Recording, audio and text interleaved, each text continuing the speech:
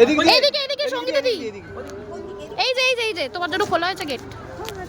কেমন আছে আজকে? ট্রেন কেমন হলো তোমাদের? ট্রেনের প্রমোশন ভীষণ ভালো।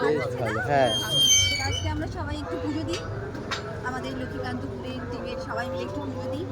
আর আরেকটা যেটা মেন, যে কালকে আমাদের যে ঘটনাটা ঘটেছে দিল্লিতে, এতজন মানুষ আহত হয়েছে, এতজন মারা গেছে, তাদের উদ্দেশ্যেও আমরা এবং আমাদের গোটা দেশবাসীর উদ্দেশ্যে আমরা শান্তি কামনার জন্য প্রদীপ জ্বালাবো।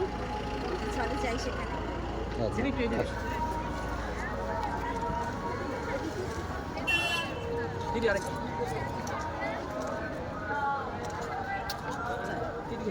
অনেকদিন বাদে আসা হলো মায়ের কাছে।